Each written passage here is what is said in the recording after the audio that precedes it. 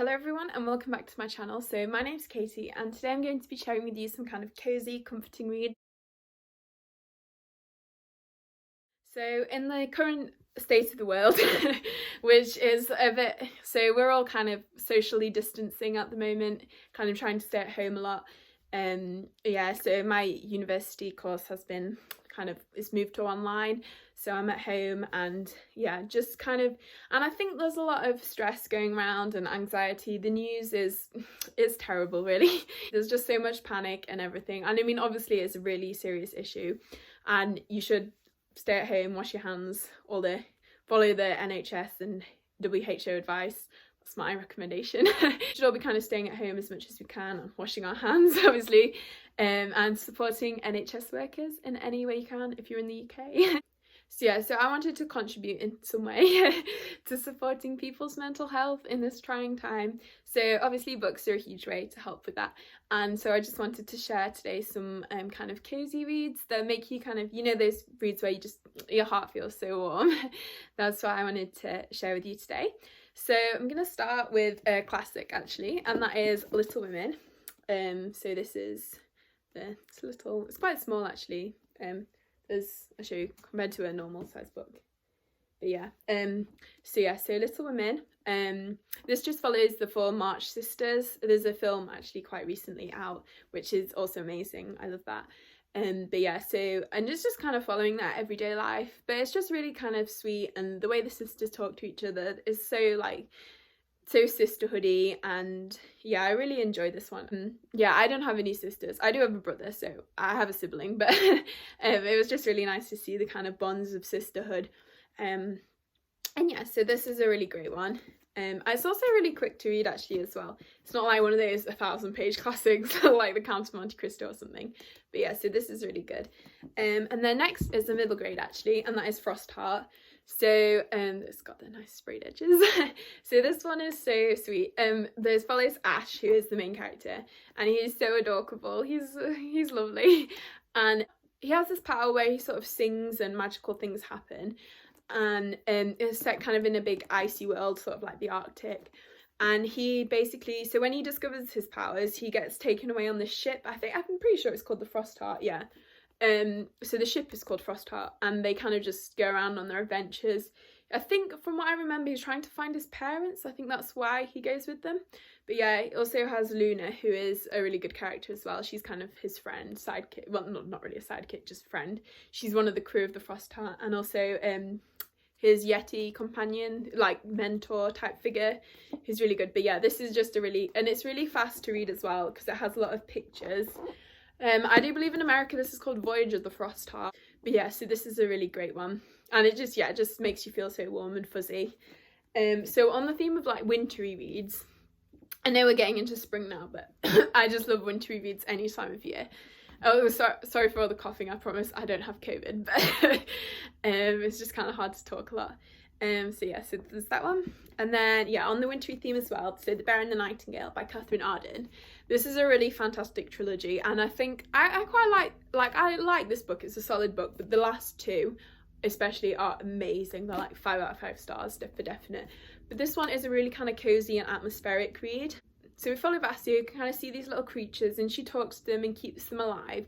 They're kind of like the old mythology, but in the world's kind of changing, so more religion is coming in, and her stepmother, who comes to live with them, she kind of looks down on all this kind of wild magic, basically. So it just kind of follows that, and it's in this village where they are.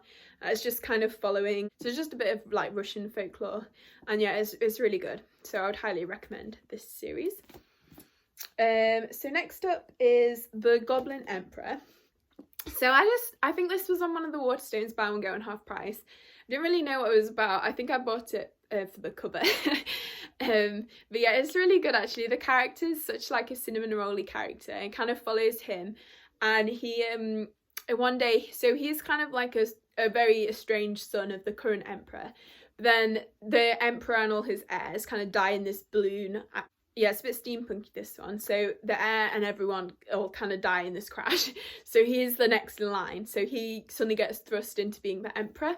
And there's not a huge plot in this one. It's just kind of following him, but it's really kind of, it's like the ultimate Hufflepuff book basically, and it just kind of follows him and his journey, and there's a bit of politics, like there's a bit of mystery with who blew the balloon up, but yeah, it's just kind of, it's a really good read. It's just kind of, yeah, like all these books basically kind of heartwarming, and they're not too like serious. Well, they're serious, but it's not like any sort of big wars or anything. Kind of following these characters, bit of political intrigue, just the kind of stuff that you want, kind of like light, fluffy.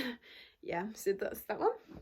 So the next one is a graphic novel actually, and that is Heartstopper. So Heartstopper, you can actually read so there's 3 volumes out currently, but you can actually read them for free on Tumblr.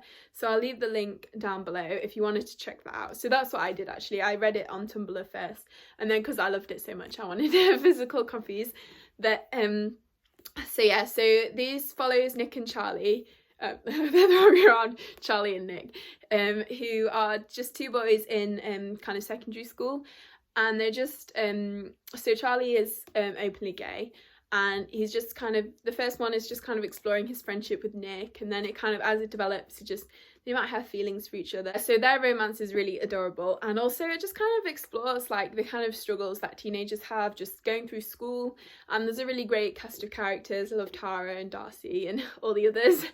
So yeah, so it's really LGBT positive as well. There's such, like, basically every character is LGBT, which is awesome. And yeah, so that is this book, and the art style, I really love the art style. It's just kind of really cutesy. I'll show you. So like there's, yeah, there they are.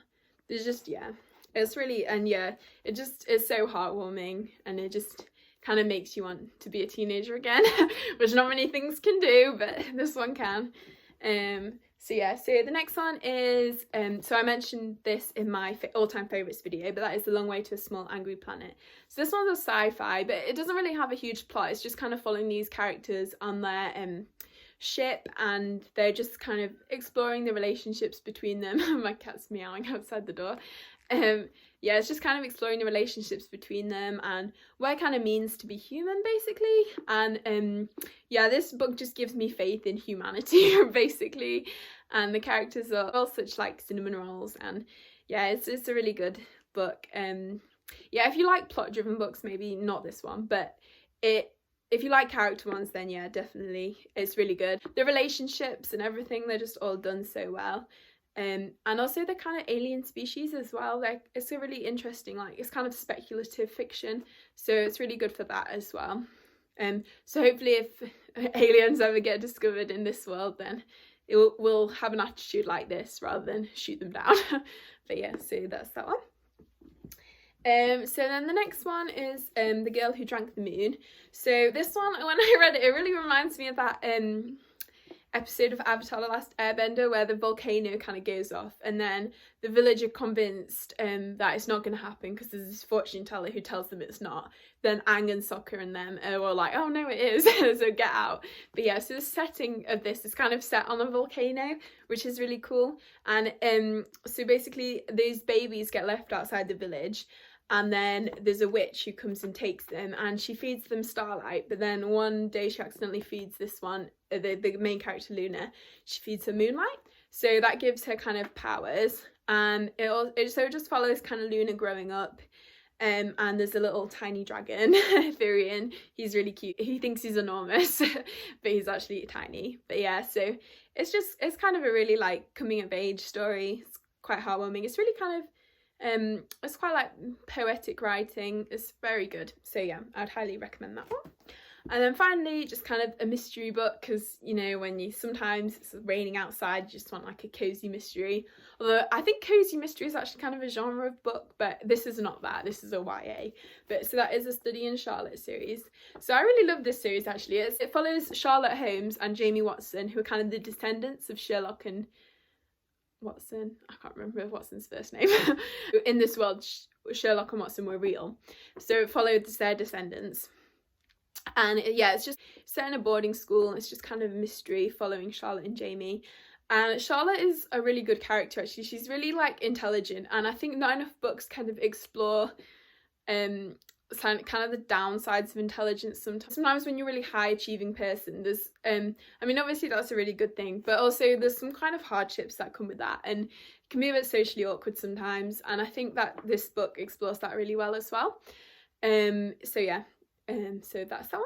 So that is all the books I have for you today. So hopefully one or more of these you can read and find some comfort from.